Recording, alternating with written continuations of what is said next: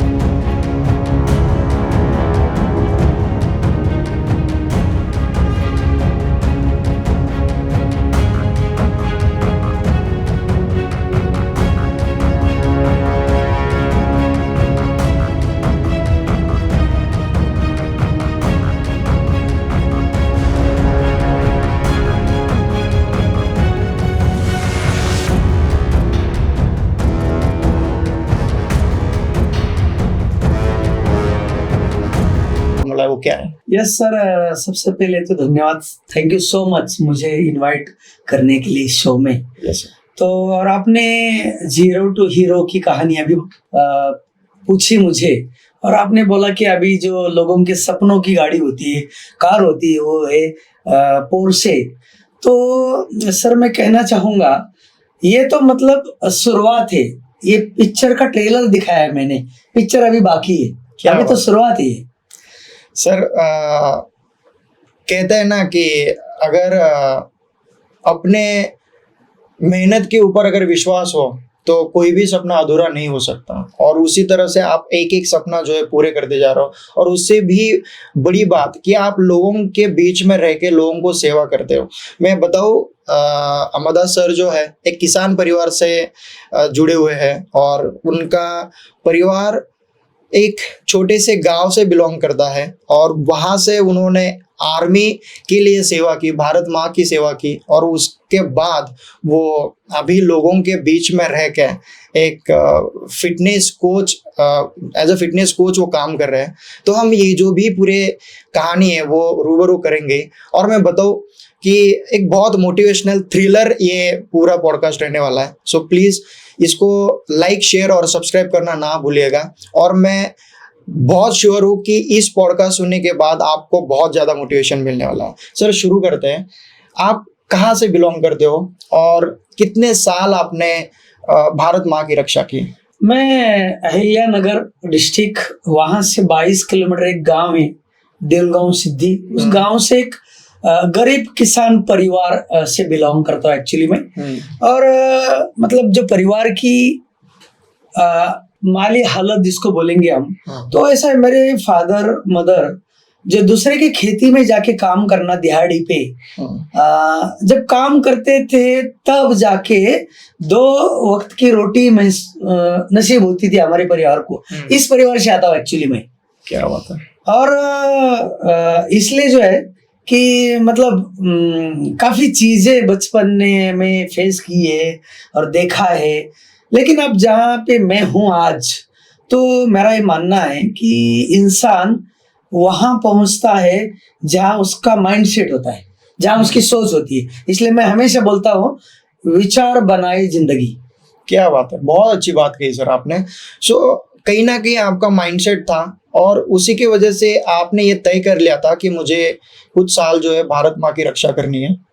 तो yes yes, definitely ये तो मेरे दिमाग में था ही। मतलब देश के प्रति देश सेवा, देश प्रेम, वो आर्मी की वर्दी पहनने का जुनून था बहुत, और देश की सेवा करने का था। लेकिन उससे पहले, मतलब आर्मी में ज्वाइन किया, उससे पहले थोड़ा सा स्टोरी में जाना चाहूंगा, मेरे बैकग्राउंड में जाना चाहूंगा। तो ऐसी एक चीज है कि हम 2 भाई है और 2 बहनें, ऐसे 4 लोग हैं हम, फादर मदर। तो मुझे आज भी याद है ऐसे परिवार से हूँ। मैं जब स्कूल स्टार्ट होता था तो 3 महीने के बाद नोटबुक्स और यूनिफॉर्म पिताजी नया लेके आते थे, नोटबुक और यूनिफॉर्म स्कूल का।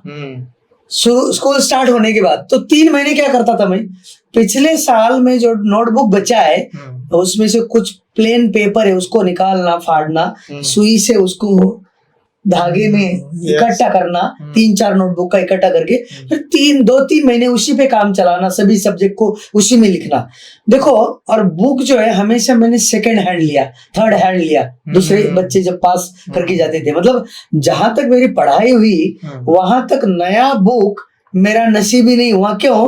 पिताजी का उतना मतलब फाइनेंशियल कंडीशन ही नहीं था कि जो मुझे दे पाए वो नया लेके, तो पुराना बुक के ऊपर ही पढ़ाई हुआ है मेरा पूरा। क्या बात है।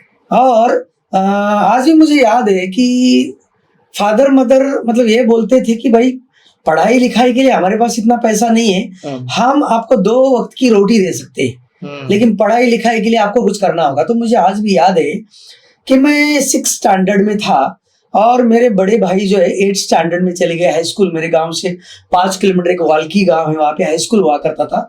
गांव में उस टाइम नहीं था, तो मेरा भाई को वहां जाना था तो 5 किलोमीटर दूरी है, तो साइकिल लगती थी। तो साइकिल लेनी है तो नई साइकिल तो नहीं ले सकते, सेकेंड हैंड साइकिल भाई को दिलानी। फिर हमें यूनिफॉर्म और वो सब चीजें। स्कूल को स्टार्ट होके 3 महीने हो चुके थे। माँ ने पूछा एक दिन पिताजी को कि बच्चों को अभी तक नोटबुक और यूनिफॉर्म नहीं है। तो पिताजी का सवाल एक ही चीज जवाब था कि मेरे पास पैसे नहीं है। तो मेरे पास पैसे नहीं है। हाँ भाई, जिसके पास पैसा नहीं तो पैसा नहीं बोलेगा ना। क्यों? देखो, जो आपकी फाइनेंशियल कंडीशन है उसको आप मतलब मराठी में उसको बोलते हैं की पैसे आणि परिस्थिती त्याची तुम्ही सोंग नाही करू शकत। पैशाचा सोंग नहीं करता है।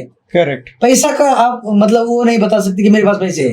तो ऐसे बोले पिताजी की कोई गलती नहीं है, उनकी फाइनेंशियल कंडीशन ही ऐसी थी कि वो प्रोवाइड नहीं कर सकते थे। तो मेरे को याद है आज भी कि माँ ने क्या किया, जो पुरानी औरतें हैं गांव देहात में नाक में नथुनी पहनते हैं, नथ बोलते हैं इसको हम लोग मराठी में। तो वो नथ निकाला उन्होंने और वो पिताजी के हाथ पे रख दिया।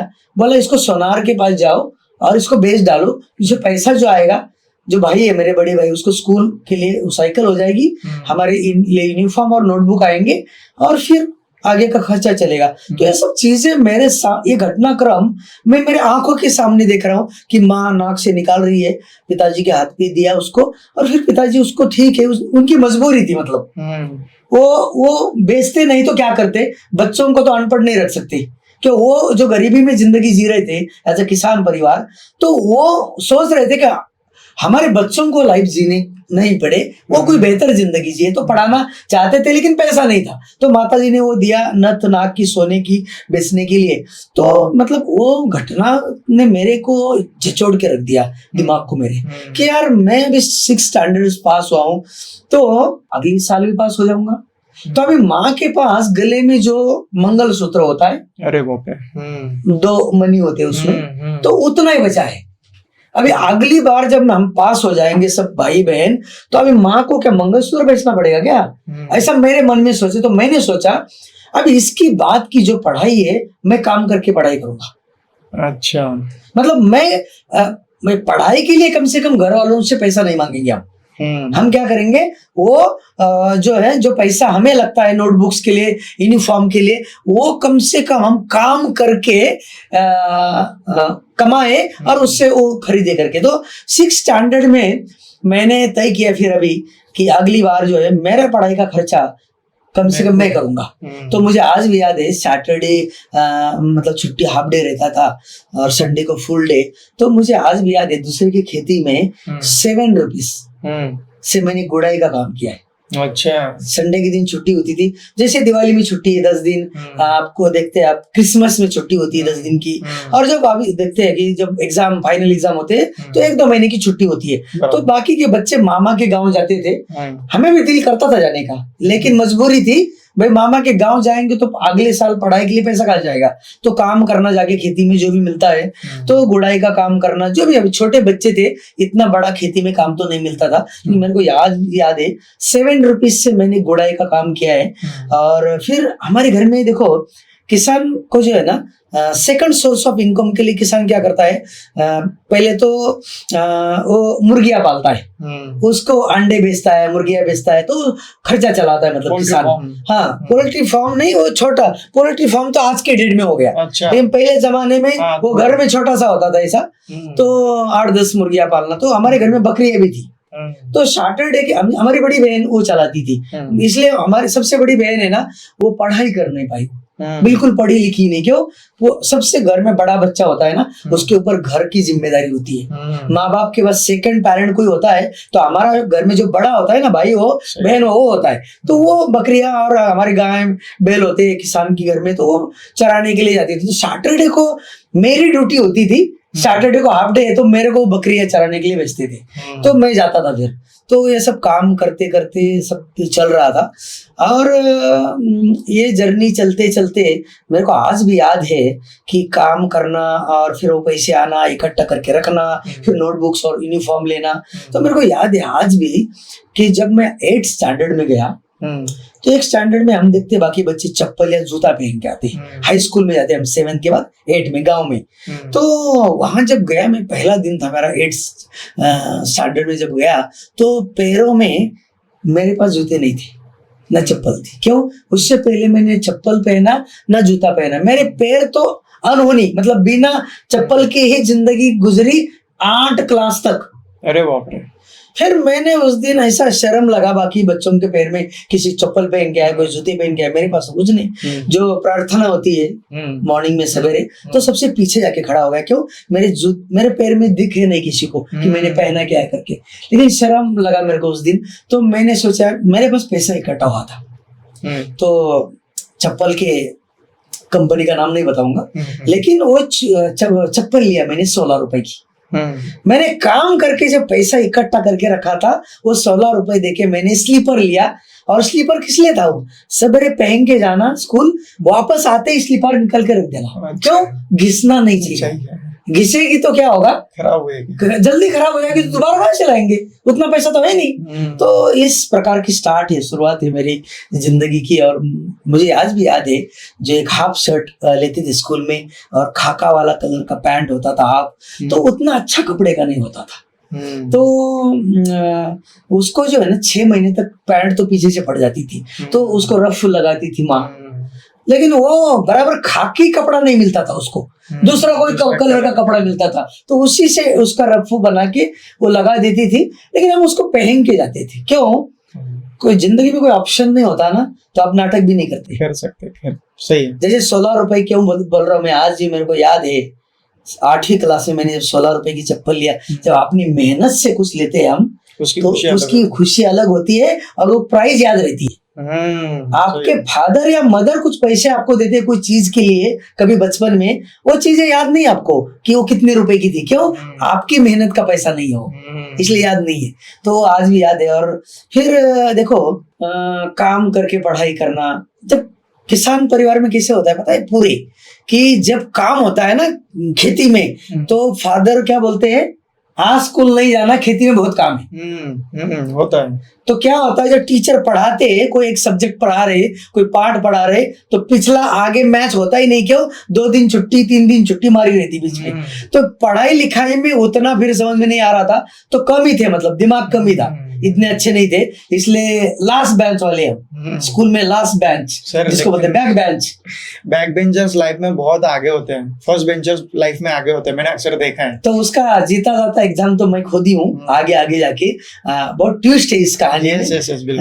आपको भी सुनने को मिलेगा और सभी दर्शकों को सुनने को मिलेगा, एक कॉन्फिडेंस मिलेगा आपको। मैं यहाँ हम लोग कोई मोटिवेशन देने के लिए नहीं आए, तो लाइफ की जर्नी शेयर करने के लिए आए कि काश ऐसी जर्नी आपकी भी हो सकती है, और आपको लग सकता है अरे ये बंदा कर सकता है जिंदगी में सक्सेस अपने आप को, तो व्हाई नॉट मी, मैं क्यों नहीं, ऐसा सवाल हो सकता है। आप किसी सुन रहे आप लोग, आप किसी के दिमाग में आ सकता है कि इतना नॉर्मल इंसान जिंदगी में सक्सेस हो सकता है, तो मैं भी हो, व्हाई नॉट मी, ऐसा भी हो सकता है। यस यस, बिल्कुल बिल्कुल। तो फिर वो शर्ट की बात है। तो देखो मेरा जो यूनिफॉर्म है, अभी नए अभी के जो पीढ़ी है, अभी की बच्चे मेरी इस बात से रिलेट कर पाएंगे या नहीं कर पाएंगे, उनको ये बात समझ में आएगी या नहीं आएगी, ये मैं नहीं बता सकता हूँ। लेकिन मेरी जो आप बीती जिसको बोलेंगे हम, आप बीती, यस यस यस। तो आप बीती ये है कि मेरा जो यूनिफॉर्म था व्हाइट शर्ट हाफ, तो उसको 2 ही साल में 2 ही बार इस्त्री मिलती थी। अरे अच्छा, हाँ। और वो दिन है 15 अगस्त और 26 जनवरी। सही है। टीचर बोलते थे भाई कल सवेरे थोड़ा प्रेस ब्रेस और नील लगा के, नील की पुड़िया आती थी, पानी में डुबा के उसको घुला के वो व्हाइट वाला शर्ट उसमें निकालना, तो फिर ऐसा प्रेस मिलता था। तो शर्ट रहता है ना अपना व्हाइट, वो पीछे से गोल होता है, जब उसको प्रेस नहीं मिलती ना काफी दिन, तो यूनिफॉर्म का वो मेरा शर्ट जो है वो पीछे से गोल रहता था। अच्छा, प्रेस के लिए देखो पुराना प्रेस करने का तरीका है लोहे की प्रेस, लेकिन बदकिस्मत ये है हमारे घर में वो भी नहीं था। तो कैसा प्रेस करते होंगे हम, तो जो लोटा होता था तांबे का लोटा, उसमें जो चूल्हा जलता है उसमें कोयला होता है, वो कोयला को लेना और वो लोटे में डालना, लोटा गर्म होने तक इंतजार करना, फिर लोटे को पकड़ से फिर वो कपड़े को इस्त्री करना। इस प्रकार से इस्त्री किया है। क्या बात है सर। और उस टाइम में जो लाइट वगैरह ये अभी इलेक्ट्रिसिटी आ गई है, उस टाइम कोई लाइट नहीं थी घरों में। उस टाइम बचपन की बात है, मतलब ये वो केरोसिन का दिया जलता था, उसके ऊपर लोग पढ़ाई करते थे। और मतलब उसके ऊपर ये रहता था, पूरा कंदील होता था, उसको कान पहुंच के और वो सब चीजें, ये सब बचपन मतलब देखा है। मतलब जो बचपन देखा है, पिताजी जो है जब भी खेती में ट्यूबवेल से पंप से ट्यूबवेल से पानी देते खेती के लिए, तो उस टाइम मैंने जिसको मोट बोलते हैं, मोट जो छोड़ते कुएं के अंदर, वो चमड़े का होता था, वो भर के उसको बैल खींचते थे, तो मोट से पानी आता था और ऊपर आता था, फिर वो खेती में जाता था ऐसा। तो वो भी मेरे आंखों से मैंने देखा हुआ है। नहीं, मैं बिल्कुल मतलब सर की जो बातें हम वीडियो में साइड में जो चीजें उसके विजुअल्स भी हम दिखाने का 100% प्रयास करेंगे, सो आप वो रिलेट कर पाओगे कि वो चीज शायद आज की जो पीढ़ी है वो शायद जानती ना हो, लेकिन मैं भी 90 से भी जन्म है मेरा, तो शायद मैंने वो चीज देखी हुई और रिलेट कर पा रहा हूँ। तो सर डोंट वरी, आपकी हर एक चीज जो है वीडियो में हम जरूर दिखाएंगे कि सर जो भी रिलेवेंट पॉइंट बता रहे हैं वो हम साइड में आप स्क्रीन के ऊपर आप रिलेट कर पाओ। डेफिनेटली, क्यों आज के जमाने को पता चलना चाहिए कि किसान पहले कैसे जिंदगी जीते थे। करेक्ट। तो ये लोगों को भी थोड़ा एक्सपीरियंस मिले इससे। तो ये स्टोरी थी, और मतलब पढ़ाई लिखाई में लास्ट बेंच का एक बच्चा, और कोई फ्यूचर नहीं उसका और कुछ नहीं। मतलब एक समय ऐसा आया सर कि 8th स्टैंडर्ड में था और स्कूल को छोड़ दिया। अरे बाप रे। 6 जो आपका 6 मंथ में एग्जाम होता है, उसको क्या बोलते हैं, हाफ ईयरली एग्जाम। जैसे वो खत्म हुआ ना, मेरे ब्रेन ने मुझे बोल दिया कि भैया पढ़ाई तो तुम्हारे बस की बात है नहीं, लेके वो लोहे के उसमें डाल के कटोरी में सिर के ऊपर रख के वो डाल के आना। इतना हार्ड वर्क किया है, मतलब वो जो पाइपलाइन होती है ना आजकल पानी लेके जाती है, उसको मतलब कुल उसे गुड़ाई करना, मतलब और ये सब चीजें बड़ा हार्ड वर्क किया। मतलब हाथों से बिल्कुल मतलब कभी कभी खून आता था इधर से, क्यों, लेकिन ऐसा है जब मजबूरी होती है ना इंसान की, तो आपके पास कोई चारा नहीं होता, कोई ऑप्शन नहीं होता, सेकंड आपको करना ही होता है। मैं बोलता हूँ कि जो जिम्मेदारी है ना, किसान के बच्चों को जिम्मेदारी बड़ा करती है, उम्र बड़ा नहीं करती है हमें। बिल्कुल सही। उम्र से बड़े नहीं होते हम, जिम्मेदारी से बड़े होते। तो जितनी जल्दी अपनी जिंदगी की जिम्मेदारी आप ले सको, उतना जल्दी आप ग्रो करोगे। सही है सर। तो इट इज वेरी इंपॉर्टेंट। फिर उसके बाद जो है मैं उधर काम पे गया, 3-4 महीना काम किया मैंने उधर। तो इतना हार्ड वर्क था, दिन भर काम करना उधर रोड के ऊपर, वो है ना पूरा बिस्ता है पूरा रोडी और वो पत्थर और सब चीजें, और बड़ा हार्ड वर्क होता था। 4 महीने काम किया उधर जाके। तो बड़ा एक दिन स्कूल में वो गैदरिंग होती थी रात के टाइम 8 बजे, कुछ ऐसे चल रहा था प्रोग्राम, वो सब उधर जाके बैठा। तो मैं बोला, अरे मेरे तो पढ़ाई लिखाई के दिन है और कर क्या रहा हूं मैं, काम तो सारी जिंदगी करना है सर, बिल्कुल काम तो पूरे लाइफ करना है, अब तो पढ़ने की उम्र है। तो मैंने मेरे दोस्त को बोला कि मैं दोबारा स्कूल आना चाहता। तो उधर हेड मास्टर थे मेरा जो फ्रेंड है, उसने बोला कि वो मास्टर जी मिले उधर, हेड मास्टर जी बोला इंग्लिश बोल रहा है, स्कूल में आना चाहता है। अच्छा, जो तो आपने आपके दोस्त दोस्त को बोला मेरा तो डेयरिंग हुआ नहीं ना, ऐसा हाँ। कॉन्फिडेंस ही नहीं था बात करने का, 4 महीना छुट्टी मारा है, अब कैसे जा सकते हो दोबारा स्कूल। तो फिर मैं मेरे दोस्त को बोला, तो दोस्त ने बोला हेड मास्टर जी को कि इंग्लिश जो है दोबारा स्कूल आना चाहता है। तो बोला, उसको बोला कौन बोलता है मत आओ करके, बोला आ जाओ। अरे मैं बोला तो ये तो लॉटरी खुल गया फिर दोबारा। फिर मैं माँ को बोला दोबारा जाना चाहता हूँ स्कूल। तो माँ ने एक शब्द बोला उस टाइम, मेरे को आज भी याद है, की देखिए आपकी जो उम्र आहे, मराठीत म्हणतात चिंच बोर खाऊन आयुष्याचा लाइफ का एंजॉय करते हुए बेर इमली खा के पढ़ाई करने की उम्र है, अभी कहाँ काम में तुम लगा है, अभी पढ़ाई कर लो, बस सारी जिंदगी तो काम ही करना है, नहीं कुछ हुआ तो स्कूल में। तो मैं बोला यार सही बात है। फिर माँ को बोला दोबारा जाना चाहता हूँ, लेकिन सर मुझे कुछ अच्छा लग रहा है इस बात को शेयर करते हुए, जिस चीज को लाइफ में आप मिस करते हो ना, मिस करते हो, छोड़ देते हो, तो दोबारा वो गलती कभी नहीं करते आप लोग। मैं जब तक पढ़ाई किया, उसके बाद जब स्कूल से गया तो एक भी दिन स्कूल को छुट्टी नहीं मारी फिर मैं, क्योंकि 4 महीना छुट्टी मारी, छुट्टी मारने का दर्द क्या होता है वो समझ चुका था मैं, बिल्कुल। तो फिर मैं दोबारा गया, स्कूल में गया फिर मैं, लेकिन मेरे को फेल नहीं किया, पास किया गया। और मैं फिर 9th पढ़ा, 10th में गया मैं। 10th में भी जो हमारा जो बैच था 10th का, वो सेकंड बैच था, जो हाई स्कूल नया नया स्टार्ट था मेरे गांव में। वो जो ग्रैंड मिलता है ना, ग्रैंड, ज्यादा परसेंटेज में बच्चे पास होना चाहिए 10th में, तब ग्रैंड मिलता है स्कूल को, नहीं तो नहीं मिलता है। तो 4-5 बच्चे ऐसे थे स्कूल में, हम लास्ट बेंच वाले। तो टीचर ने बोला आपका फॉर्म नहीं भरेंगे फाइनल का, एग्जाम का, 10th के लिए। 10th के लिए, अच्छा, एग्जाम के लिए। क्यों? बोला क्यों? नहीं, उनको 100% पता था हम फेल होंगे। तो हम फेल होंगे तो स्कूल का क्या हो जाएगा, ग्रैंड कम हो जाएगा। तो इससे अच्छा इनको बिठाए नहीं स्कूल एग्जाम में, ताकि 100 का 100% रिजल्ट। हाँ, तो हमने बोला ये तो गड़बड़ हो जाएगा, पूरा साल हमारा खराब हो जाएगा।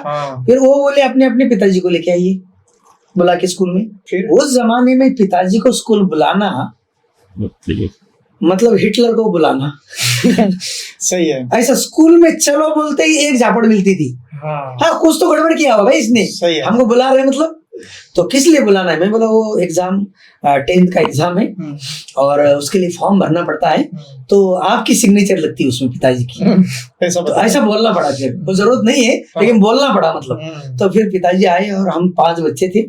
स्कूल जो हेडमास्टर का ऑफिस होता है ना, उसके अंदर 5 को खड़ा किया था, 5 के पेरेंट्स आए थे, फादर मतलब। तो वो स्कूल मास्टर ने हमारे पिताजी को बोल दिया सभी के, ये फेल होने वाले, अच्छा, इसलिए आप लोगों को बुलाया है। तो बोला इनको आप लोगों ने खड़ा क्यों रखा है, पिटाई क्यों नहीं किया आज तक, मेरे पिताजी ने बोला। अच्छा, तो बड़ा इंटरेस्टिंग स्टोरी हो। फिर मैं एक ही चीज, मैं 5 में एक ऐसा बच्चा था, एक कदम आगे आया और मैं मास्टर जी को बोला, हेड मास्टर को, मैं पास होके दिखाऊंगा। क्या था पता नहीं मेरे अंदर, मतलब लीडरशिप क्वालिटी तब से मेरे अंदर, आगे आके कुछ करने की मतलब दिमाग ने, मुझे पता है कि मेरा एजुकेशन में थोड़ा सा कम ही हूं मैं फेल ही हो सकता हूँ, मेरे को ही पता है। लेकिन भाई अभी एग्जाम देने में तो बोलने में कि जरा मैं पास होके दिखाता हूँ, वो कॉन्फिडेंस था उस टाइम मतलब। और सर 10th के फाइनल एग्जाम को बस 1 महीना बचा था। तो फिर वो फॉर्म ठीक है बोले, आप ये मतलब बोलते हो, आप लोग पढ़ाई करते हो और कमिटमेंट करते हो कि 10th पास हो जाओगे, तो फिर जो है हम तैयार है आपका फॉर्म भरने के लिए। फिर फॉर्म हमारा भरा गया, फिर हमने एग्जाम वगैरह दिया। तो 10th में जो है मुझे लगा था कि 10th पास हो जाए तो मैं दुनिया जीत लूंगा भाई। 10th एक बार पास हो गया तो, लेकिन मेरे से थोड़े पढ़े लिखे अच्छे थे। हम जब 10th का जब वो आ गया, फाइनल रिजल्ट आ गया, तो हम लेने, अभी तो दिखता है इंटरनेट में, तो उस टाइम नहीं दिखता था, डायरेक्ट लेने के लिए जाना पड़ता था। तो हमने देखा हमारे आगे बेंच में जो बैठ रहा है, आगे बेंच में बैठ रहा है मतलब हमारे से होशियार है, थोड़ा अच्छा पढ़ा लिखा है वो, उसका सर्टिफिकेट आया, उसमें लिखा है फेल। ओह अच्छा, आपके आगे बैठने वाला और ठीक ठाक स्कूल में थोड़ा हाँ। वो फेल, तो अपना क्या होगा बिना देखे हुए? सही है। फेल ही होगा Fail ही होगा। 100%। फिर सर, फिर हम लोग गए, चलो यार लास्ट में लेना तो पड़ेगा, चाहे पास हो या फेल। लेना तो पड़ेगा अपना मार्कशीट टीचर से। तो गया मैं स्कूल में, जैसे एंट्री किया, बोला इंग्लिश पेड़े लेके आओ। ऐसा स्कूल मास्टर बोला, पेड़े लेके आओ? क्या बात है। अरे सर क्यों मजाक कर रहे करके हाँ। मेरा, बोला क्या मजाक कर रहे तुम पास है? मैं बोला मुझे बिलीव नहीं है मैं पास है। क्या बात है। फिर नहीं बोला कुछ तो गांव में पेड़ा कहाँ होता था उस टाइम में, तो वो जो कुछ थोड़ा सा स्वीट होता है, तो लेके आया मैं कुछ। नहीं बोला पहले लेके आओ तभी दिखाएंगे। तो फिर मैं लेके आया थोड़ा सा और उनको दे दिया मैंने सभी को, तो उन्होंने दिखाया। तो मार्कशीट में सर मैंने मेरा परसेंटेज नहीं देखा, पहले देखा PASS लिखा है क्या बात है। हाँ। तो पास था मैं, तो मैं दुनिया जीत चुका था। सर क्या थ्रिलिंग स्टोरी। मतलब एक तो स्कूल वालों को कॉन्फिडेंस था कि आप मतलब फेलियर है। हाँ, ये तो फेलियर है 100%। तो एक महीने में सर इतनी मेहनत की थी, साल में जो बुक में नहीं देखा था उसी महीनों में पूरा 1 महीना था, कमिटमेंट किया था स्कूल के टीचर को। लेकिन वो कमिटमेंट स्कूल के टीचर को नहीं था, मेरे पिताजी को था। क्यों, जो पिताजी को उधर लेके आया था, पिताजी की आंखें गर्दन झुकी हुई देखना नहीं चाहता था मैं। क्या सर, मेरे रोंगटे खड़े हो गए सर, बहुत इंस्पिरेशनल। ताकि पिताजी को गर्दन नीचे ना हो मेरे फेल होने के कारण। तो क्या लगता है आपको कि आपने वो डेयरिंग की और एक खुद से एक कमिटमेंट थी, इसलिए आपने बहुत ज्यादा मेहनत की? मैंने खुद का कमिटमेंट क्या किया, जब जिंदगी में एक गोल होता है ना, और खास करके अपने माँ बाप के सपने पूरे करने का गोल, तो दुनिया की कायनात आपको रोक नहीं सकती।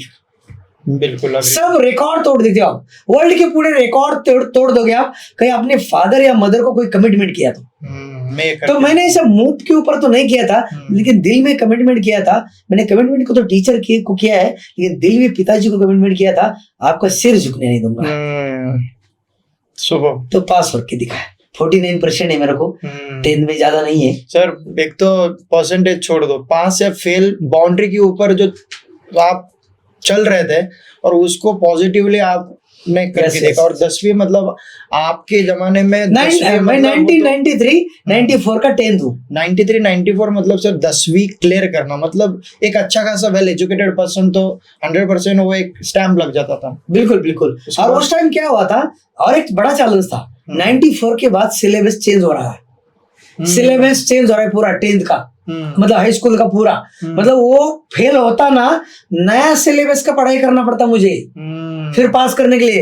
पुराना तो सिलेबस चेंज होने वाला था पूरा, स्टडी मतलब बहुत लकी थे हम लोग, फिर और ज्यादा मुश्किलें बढ़ी। यस। तो उधर से पास होके फिर वहां से जो है गांव से 22 किलोमीटर अहिल्यानगर है।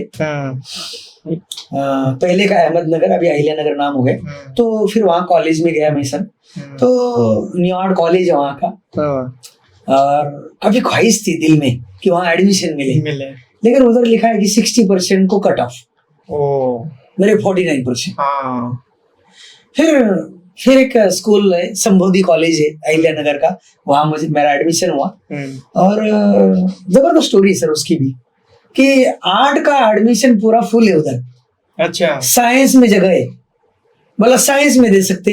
अच्छा, तो साइंस को तो इंग्लिश है भैया, आर्ट में जाना था। हाँ, मतलब मेरा मार्क भी आर्ट के लायक ही था, साइंस के लायक नहीं था मैं। अच्छा, तो वो अपने आप ही तय कर लिया। 10th में मुझे अंग्रेजी में 100 में से 35 है, बिल्कुल बाउंड्री काठा पास। और मैथ और ज्योग्राफी को मिला के 52 है, उतने ही लगते हैं पास के लिए।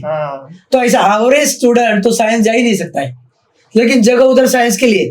फिर मैं बोला ठीक है, एडमिशन खाली साल जाएगा तो एडमिशन ले लेते साइंस में। हाँ, ले लिया।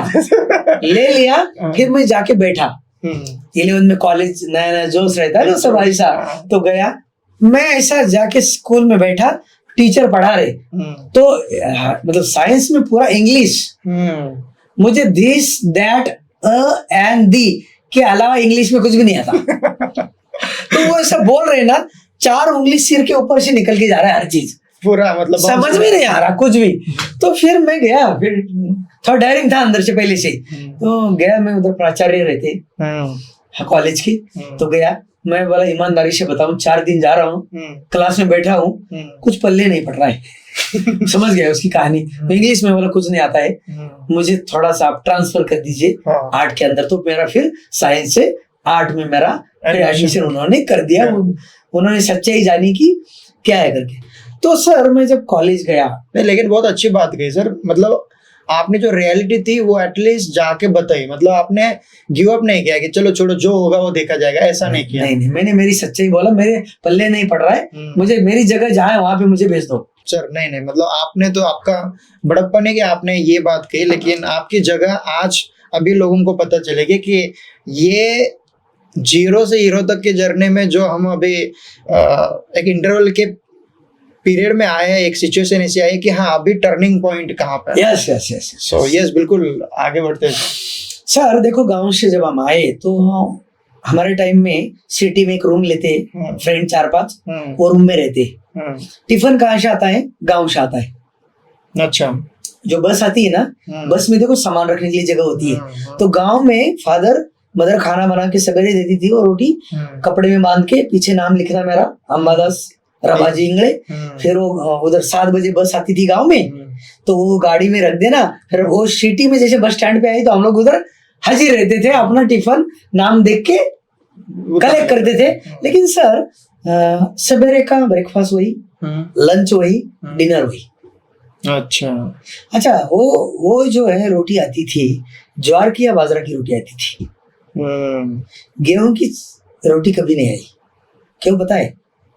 हैसियत ही नहीं थी गेहूं लेने की। मतलब उस टाइम पे गेहूं महंगी, जो राशन, हाँ महंगी चीज है। राशन का जो गेहूं मिलता है, मराठीत कोकणाचं गहू म्हणतो आपण, तो वो जो है हम लेते थे। लेकिन गेहूं की रोटी कब बनती थी? फिर जिस दिन त्योहार या फिर मेहमान वगैरह आए, मेहमान अगर में आए तो उस दिन गेहूं की रोटी। मैं इसको कॉलेज किया, मतलब तब तक कभी नहीं मेरी नसीब हुई ज्वार की और रोटी, बाजरा की रोटी आती थी। और उसकी भी स्टोरी देखो, वो ज्वार का और बाजरा का रोटी गर्मी के मौसम में आएगा ना, तो शाम तक उसके टुकड़े टुकड़े हो जाएंगे, पूरा नहीं रहता है। दूसरा एक चीज, कोई सब्जी भेजेंगे तो शाम तक खराब हो जाती है गर्मी के मौसम में। तो देखो, वड़ा पाव या मिसल हर दिन कहाँ से लेंगे शाम को रोटी के साथ खाने के लिए? इतना पैसा नहीं होता था। फिर प्लेट लेना रूम के ऊपर, उसमें पानी डालना, उसमें नमक डालना, उसमें वो गेहूं के या बाजरा की रोटी भिगोना, और फिर वो खाना डिनर में। ऐसे काफी महीने गुजारे हैं मैंने कॉलेज लाइफ में। मेरा कॉलेज होता था सवेरे 7 बजे से 11 बजे तक, 12 बजे से शाम को 8 बजे तक एक कपड़े की दुकान में काम किया मैंने। क्यों? काम करेंगे तभी हम पढ़ाई कर सकते हैं। घर से 1 रुपया नहीं मिलता था कॉलेज के लिए। मतलब अपना खर्चा, स्वावलंबी शिक्षण, खुद पढ़ो और खुद सीखो। यस। हाई स्कूल मतलब न्यू इंग्लिश स्कूल का स्टूडेंट हूँ मैं। New English school Karmaveer Bhaurao Patil उन्होंने स्थापना की कॉलेज की, सातारा के, जो उनका ब्रीद वाक्य ही है, स्वावलंबी शिक्षण। आप काम करके पढ़ाई करो, पैसा जो आएगा उससे। तो मराठी में कहते भी है ना, कमवा नहीं शिकवा। Yes definitely. तो वो था विचार उनका, पकड़ा उनका भी। तो फिर और मुझे याद है सर, जो रूम में रहते थे हम ना, मुझे पता चला एक हॉस्पिटल में कंपाउंडर का ड्यूटी है। रात को 8 बजे जाना है उधर, सवेरे 6 बजे तक। रात में कोई पेशेंट आएगा तो कॉल करके बताना डॉक्टर को। वही ड्यूटी के लिए वो 400 रुपए महीने देता था, सोने के लिए बस। तो फिर रूम में नहीं सोता था, हॉस्पिटल में सोता था मैं जाके, कंपाउंडर का ड्यूटी। अच्छा। और कपड़े की दुकान वाला मेरे को देता था 800 रुपए महीना। मतलब कॉलेज के बाद कपड़े की दुकान के लिए कुछ समय बिताना, और उसके बाद फिर रात भर पूरे नाइट ड्यूटी निभाना है हॉस्पिटल में। यस, बोलते हैं ना, मजबूर बंदा है ना, कुछ भी करने को तैयार होता है जब मजबूरी होती है उसके लिए। तो सब करते करते मुझे आज भी याद है, वो कंपाउंडर का ड्यूटी, बाद में उधर एक अच्छा लड़का उसको मिल गया डॉक्टर साहब को। तो मेरे पास समय था, मैं हर एक समय को है ना यूटिलाइज करना चाह रहा था, कैसे यूज करके लो, 1 भी या 2 भी घंटा समय वैसा ना जाए। तो जैसे कपड़े का दुकान 8 बजे खत्म होता था ड्यूटी, तो एक मेरे को आज भी अहिल्या नगर के बस स्टैंड के समर विजय होटल है, आज भी है वहाँ, तो वहाँ मैंने वेटर का काम भी किया है। अच्छा। रात को 8 बजे 9 बजे के बाद उधर जो बर्तन धोती थी लेडीज, वो जब जाती थी छोड़ के, वो जब उसकी ड्यूटी खत्म हुई, उसके बाद जो बंदे खाना खाते थे वो बर्तन भी मैंने धोए। क्यों? देखो मुझे एक बात आज भी याद है माँ की। माँ ने बोला बेटा जिंदगी में कुछ करना है, हमारे जैसा ही स्ट्रगल वाला लाइफ नहीं जीना है, तो जिंदगी में कोई काम छोटा नहीं होता है। क्या बात है, बहुत बड़ी सीख है। कोई भी काम मिलता है उसको करना है अपनी। तो मैं वेटर और एक बर्तन धो रहा हूँ और कपड़े की दुकान में काम कर रहा हूँ, इतना हार्ड वर्क है, कुछ ही नहीं लग रहा। क्यों? वो जरूरत है। और देखो जब आप आपके परिवार के फादर मदर की जब सिचुएशन फाइनेंशियल कंडीशन आपको पता होती है ना, तो आप हेल्प करते हो उनको। तो फिर ऐसा करते करते सर 11th कॉलेज खत्म हो गया, पास हो गया मैं लकीली। कैसा पास हुआ पता नहीं, लेकिन जब 12th में गया मैं, 12th में जाने के बाद जब बुक देखते हैं तो बुक ने मुझे देखा, मैंने बुक को देखा। बुक ने कहा तुम पास नहीं हो सकता। अच्छा। बुक ने नहीं कहा, मेरी अंतरात्मा ने कहा बेटा तेरे बस की बात नहीं है। तो 12th में कंफर्म था फेल होना। मतलब जिंदगी में कॉन्फिडेंस भी इतना होना चाहिए आपको, सच्चाई को हमेशा एक्सेप्ट करिए लाइफ में। क्या बात है कि मैं बोला बस की बात नहीं, अपने 12th पास करना। मेरे सर बेंच के ऊपर मेरा फ्रेंड था, आर्मी ज्वाइन किया था। अच्छा, ऑलरेडी ज्वाइन किया हुआ था? आर्मी ज्वाइन किया था, छुट्टी पे आया था। अच्छा। तो देखिए हमारा फ्रेंड है ना, फ्रेंड जिस कॉलेज में एडमिशन लेता है हम वहीं पे लेते हैं। जिंदगी में हमारे फ्रेंड जो करते हैं ना, वो करने का मन करता है या दिल करता है। फ्रेंड सब साइंस में गए, सब साइंस में गए। फ्रेंड में कोई कोर्स किया इंजीनियरिंग का, बोला मुझे इंजीनियरिंग करनी है। फ्रेंड में कुछ किया, क्यों पता है? आपका फ्रेंड का ब्रेन आपको पता रहता है। आपको लगता है ये सक्सेस हो सकता है तो मैं भी हो सकता हूँ, कि हम सेम कैटेगरी के, लास्ट बेंच में, तो सेम दिमाग इस दोनों के पास, वो ये कर सकता तो मैं भी कर सकता हूँ। तो देखो सर एक सिचुएशन सामने आई कि 12th में बैठ भी जाता हूँ। 12th का मतलब मैं स्टार्ट कर दिया, मतलब पढ़ाई तो कॉलेज से जाना स्टार्ट कर दिया, लेकिन एंड रिजल्ट क्या था? एंड रिजल्ट 12th फेल ऐसा आना था, कंफर्म था। ये आपने पहले मान लिया था कि फेल हो जाने वाला हूँ। तो फेल होने के बाद देखो 12th फेल होने के बाद एक ही चीज है आपके लाइफ में, जो MIDC होती है, उसमें जो फैक्ट्रियां होती है उसके सामने बोर्ड लगे होते हैं, कामगार चाहिए, हेल्पर चाहिए। तो मुझे पता है 7-8 हजार रुपए उनकी तनख्वाह होती है महीने की। मतलब मेरी आगे की जिंदगी, बची हुई लाइफ 7-8 हजार 10 हजार तक महीने में गुजरने वाली है। ये पूरा फ्यूचर मुझे दिख रहा था मेरे लाइफ को। मतलब आगे जो है ना, आगे अंधेरे की सिवा कुछ नहीं था। क्या? तो फिर फ्रेंड मिला, तो फ्रेंड मिला तो बोला मैं छुट्टी पे आया हूँ। मैं क्या भर्ती, कैसे भर्ती हो गए तुम? तो देखो आप जो जोश में बोलते हैं ना फ्रेंड को, मुझे भर्ती होना है। हाँ? लेकिन देखो फ्रेंड आपका जिगरी है तो बड़ा जबरदस्त होता है वो, इतना आसानी से तो पहली चीज मानता नहीं है। वो पहली चीज मेरे को बोला, मुंह आईने में देखा है क्या? अच्छा। चले भर्ती होने आर्मी में, तुम्हारे जैसे बहुत आए बहुत गए बोल के कि मैं भर्ती होऊंगा, सबके बस की बात नहीं। अच्छा, ये उसने साफ साफ बोल दिया। लेकिन देखो मैं पढ़ाई में कमजोर था, लेकिन मैं खेल कूद में नंबर 1 था सर। मतलब फिटनेस पूरा? हाँ, फिटनेस जबरदस्त सर। रनिंग में फर्स्ट आता था मैं। कोई भी एक्टिविटी फिजिकल होती थी, गेम में कुछ भी, मतलब वो बोरी में दोनों टांग डाल के नहीं का जम करके जाते, मुझे फर्स्ट। साइकिलिंग में फर्स्ट, जो चित्रकला बोलते हैं उसको आर्ट, उसमें फर्स्ट।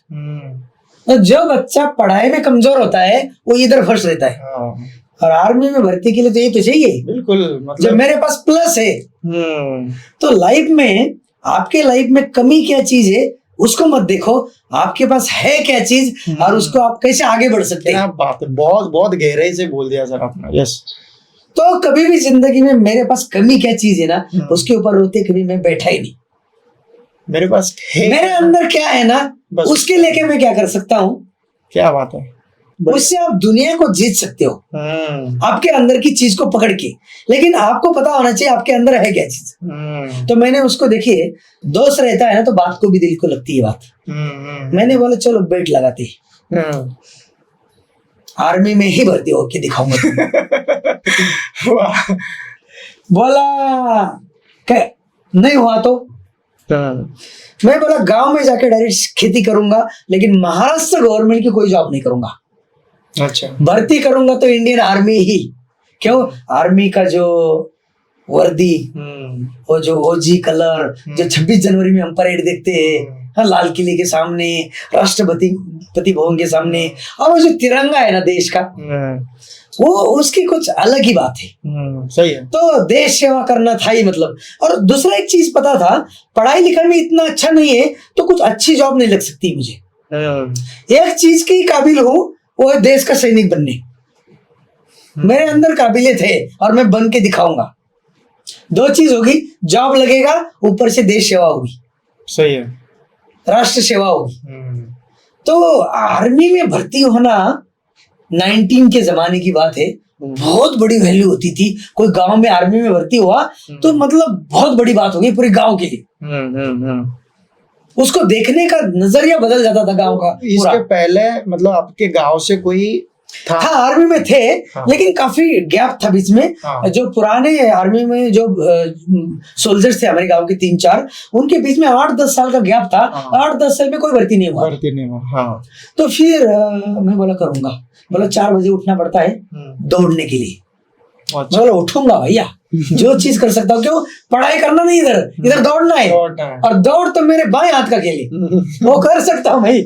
तो फिर सवेरे 4 बजे उठना सर, कमिटमेंट के साथ। क्यों?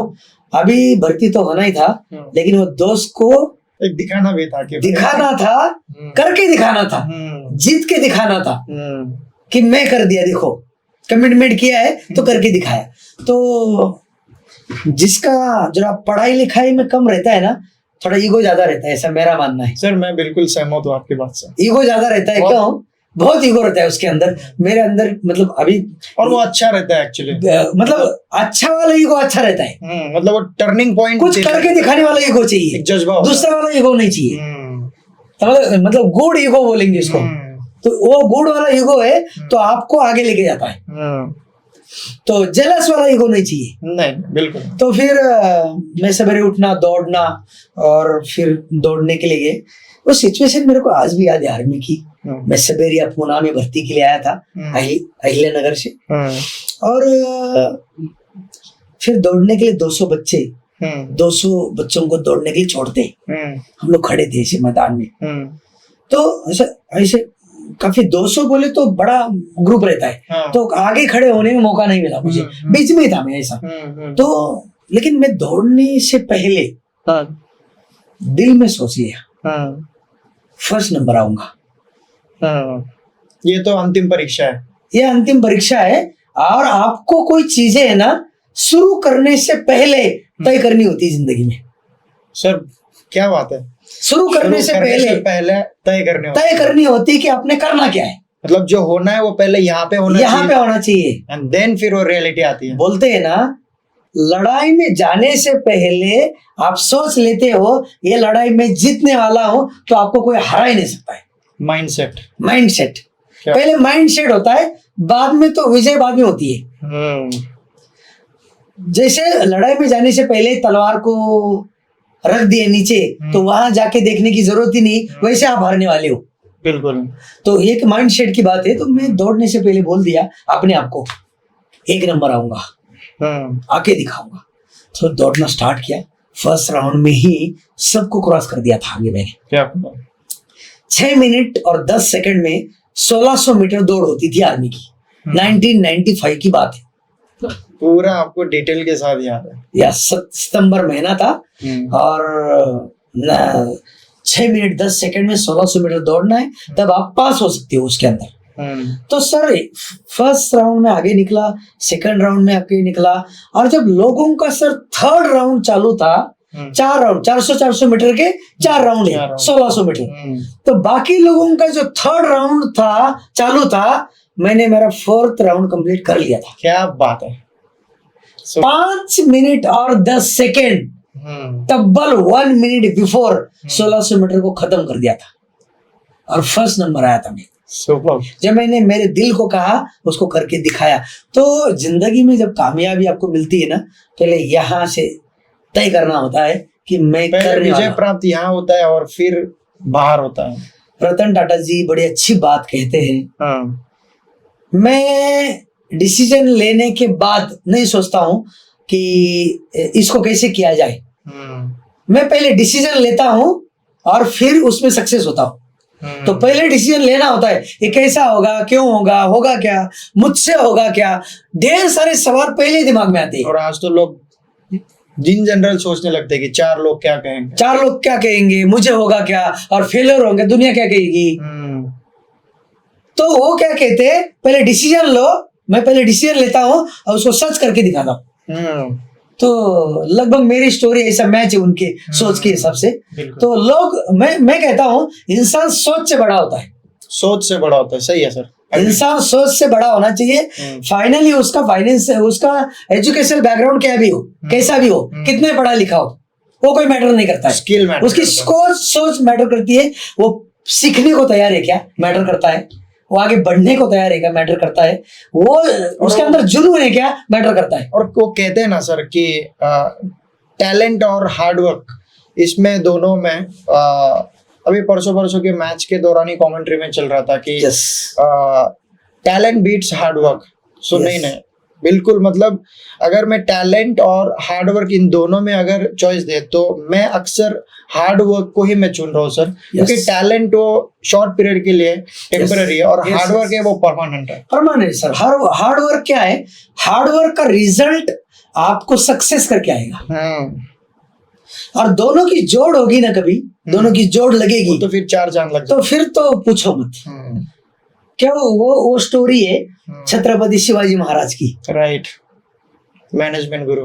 यस। तो काफी इंस्पायर हूँ, मतलब बड़े बड़े, मतलब एपीजे अब्दुल कलाम हुए, डॉक्टर बाबा साहेब अम्बेडकर जी हुए, उसके बाद जो है भारत रत्न, उसके बाद छत्रपति संभाजी महाराज, छत्रपति शिवाजी महाराज मेरे आइडॉल है। मतलब उनके सोच के और खास करके जो है विवेकानंद जी के विचारों से मैं काफी प्रभावित हूँ और मैं हमेशा बुक पढ़ता हूँ और जबरदस्त, मतलब ये सब चीजें। तो फिर क्या हुआ, फाइनली मैं जो है जब दौड़ में फर्स्ट आया तो मेरा वजन जो है ना, वजन लगभग ऐसे 49 kg था और 50 किलो वजन से आर्मी में भर्ती होने के लिए।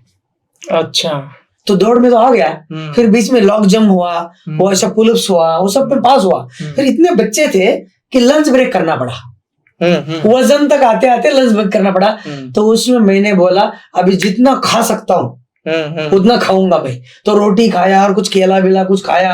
49 वजन था तो इतना खा के तो 1 किलो तो मतलब ऐसा तो 50 की रिक्वायरमेंट। हाँ, रिक्वायरमेंट 50 पे बिल्कुल, मतलब ऐसा जाके खड़ा हुआ तो 50 आया जो मतलब आखिरी में जीत गया। क्या बात है। जिसमें कमी थी वो पूरा कर लिया, मतलब खाने ने। तो मतलब जो रनिंग के लिए जो सूबेदार साहब थे तो उन्होंने बोला आप फर्स्ट आए थे क्या, आप जो बच्चे हैं क्या फर्स्ट आए थे। बोला हाँ। बोला 50। तो फिर हो गया। मैं बोला अभी कोई रोक नहीं सकता है। तो लाइफ में सर 2-3 ऐसी मतलब घटनाएं हैं जो लाइफ को टर्निंग पॉइंट रही। तो पहली चीज रही सर 10th पास हुआ, सेकेंड आर्मी भर्ती हुआ। अभी मैं बोला अभी कोई रोक नहीं सकता है। तो आर्मी के बाद भर्ती हो गया। तो उसके बाद क्या होता है, देखिए आर्मी ज्वाइन करने के बाद आपको तनख्वाह और वो सब चीजें, आपके परिवार को आपको अच्छी हेल्प कर सकते हैं। घर से कोई भी एक बच्चा कोई गवर्नमेंट जॉब में लग जाता है तो काफी चीजों को हेल्प होती है परिवार को।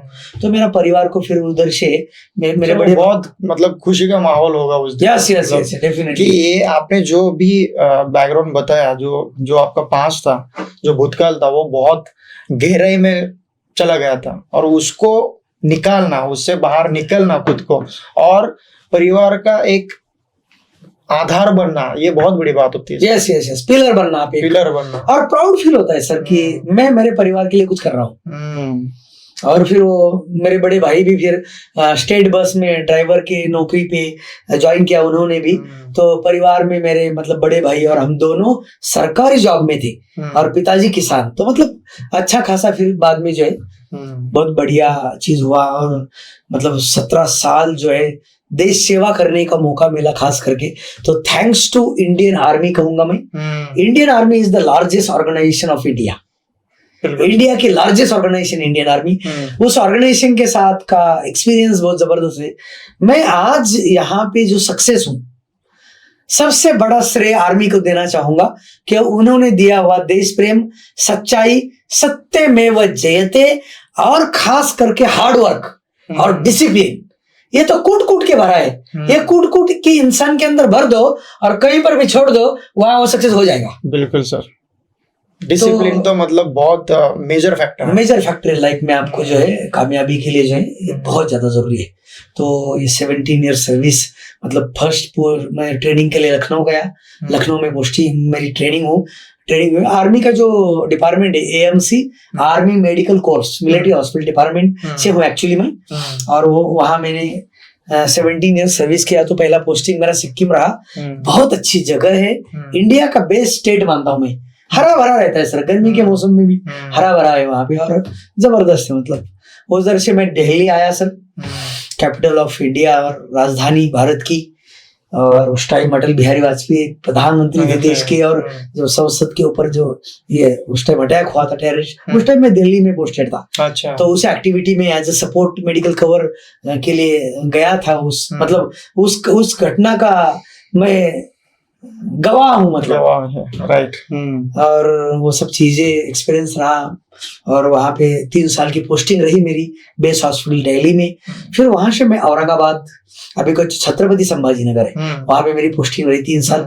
वहां से मैंने फिर जम्मू एंड कश्मीर कुपवाड़ा, वहां मेरी पोस्टिंग रही। हाँ, वहां पे मैंने 3 साल आर्मी में नौकरी किया और अमेजिंग एक्सपीरियंस रहा। तो जो जम्मू एंड कश्मीर में जॉब करता है वो असलियत में आर्मी का जॉब करता है। क्योंकि फिर तो मतलब रात हो या दिन हो, मतलब आप रिस्क फैक्टर पे रहते हो। बिल्कुल बिल्कुल बिल्कुल। आर्मी का जॉब मतलब और प्राउड फील होता है उन सब चीजों में। मतलब मैं बोलता हूँ किस्मत चाहिए देश की सेवा करने के लिए। Sir thank you so much कि आपकी वजह से पूरा देश अच्छे से सो सकता है। Yes definitely. जवान मतलब हमारे जो सैनिक हैं वो बॉर्डर पे जगते हैं रात को, इसलिए भारत शांति से सोता है, सुकून से सोता है। तो डेफिनेटली मतलब। और जब सर कोई ऑपरेशंस होते हैं, कुछ लड़ाई होती है, तो जवान कभी भी अपने परिवार के बारे में नहीं सोचता है, देश के बारे में सोचता है। चाहे मेरी जान चली जाए देश के लिए चलेगा। सर क्या होता है, मैं आज राज की एक बात पूछना चाहता हूँ कि जब बॉर्डर पे रहते हो तब आपके दिमाग में कहीं ना कहीं डर होता है कि कहीं गोली ना लग जाए और आज मेरा आखिरी दिन हो। देखिए सर, डर तो नहीं रहता है, लेकिन हम लोग एज ए सोल्जर सौभाग्य बोलते हैं उसको, सौभाग्य। राइट। देश के लिए हम काम आए तो बड़ी भाग्य की बात है। मतलब देखो ऐसा है, जिंदगी का लास्ट तो कहीं पर भी होना है। जिंदगी लास्ट मतलब जिंदगी का एंड, डेथ तो कहीं पर भी होनी है। लेकिन वो डेथ हो और ऊपर तिरंगा हो, कफन में तिरंगा हो, तो किस्मत वालों को कफन में तिरंगा नसीब होता है। तो वो सोल्जर के किस्मत में होता है। एक इंस्पिरेशन होता है। वो एक दिमाग में पूरे देश सेवा कुट के भरी हुई रहती है। मेरे देश का मिट्टी का एक कण बोलते हैं जिसको हम लोग, वो हम किसी को नहीं दे सकते। वो जज्बा रहता है देश की सेवा करने का और वो सब चीजें। देखो ऐसा है, परिवार, बच्चे सेकंड, नेशन फर्स्ट। क्या बात है। मिशन फर्स्ट, देश की सेवा का मिशन फर्स्ट। भारत देश, राष्ट्र भक्ति, राष्ट्र सेवा फर्स्ट, परिवार सेकंड, बच्चे सेकंड, वाइफ सेकंड, माँ बाप सेकंड, पहला देश। क्या बात है सर, बहुत बहुत इंस्पिरेशनल सब स्टोरी है। और सच में मैं मतलब पूरी कहानी में रोंगटे खड़े हो रहे हैं और बहुत अच्छा लग रहा है सर कि एक किसान परिवार से लेके, और किसान भी देश की सेवा के लिए जुड़ा हुआ है, लेकिन वो अपने परिवार के लिए करता है। लेकिन वही किसान परिवार का एक लड़का जो देश सेवा राष्ट्र सेवा के प्रति काम आए और बॉर्डर पर रह के वो एक खुद का एक जज्बा एक डिसिप्लिन मेंटेन करते हुए अपना पूरा करियर निभाना बहुत बड़ी बात है सर। Yes yes. और आपने करीब करीब 17 साल पूरा या 17 इयर्स मैंने मेरा जो सर्विस होता है एक्चुअली मिनिमम उतना किया।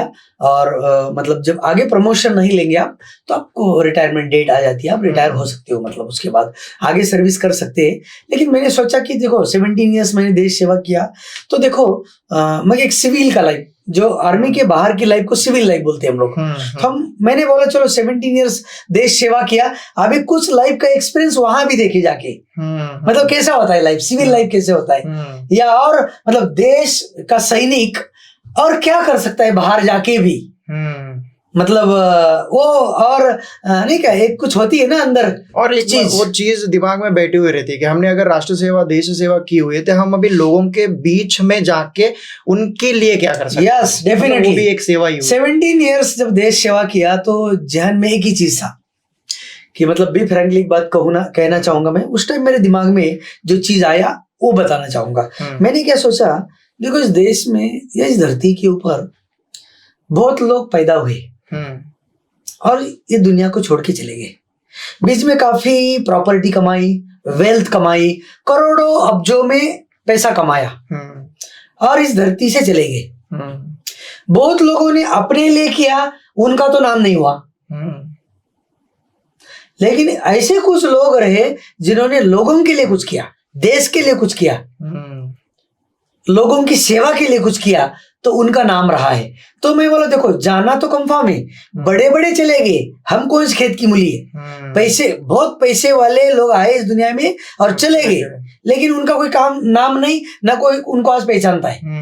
लेकिन हम ऐसा कुछ करें जहाँ नाम भी और काम भी हो, नाम भी हो काम भी हो, हम देश के लोगों के काम आए। अभी जब आर्मी में जॉब किया तब देश के काम आए, अब देश के अंदर जो लोग रह रहे उनकी सेवा के लिए कुछ काम में आए। ऐसा कुछ काम एक्चुअली मैं रिटायरमेंट के बाद ढूंढ रहा था कि ऐसा कुछ काम करूं जो देश सेवा इधर भी हो लेकिन यहाँ लोगों की सेवा हो। अभी तो आपकी जब रिटायरमेंट हुई, मतलब जो लास्ट 17 साल की ड्यूटी कंप्लीट करके, फिर तब आपकी उम्र क्या थी? मैं 36 इयर्स था उस टाइम मेरा उम्र। अच्छा, 18 साल में भर्ती हुआ था मैं ये जॉब। सर क्या बात है, 36, मतलब कई लोग तो तब ढूंढना शुरू करते हैं। तो मतलब नवंबर 2012 को मेरा रिटायरमेंट हो चुका था। आप बैटिंग के लिए आए भी, सेंचुरी भी लगाई, खत्म करके फिर वापस।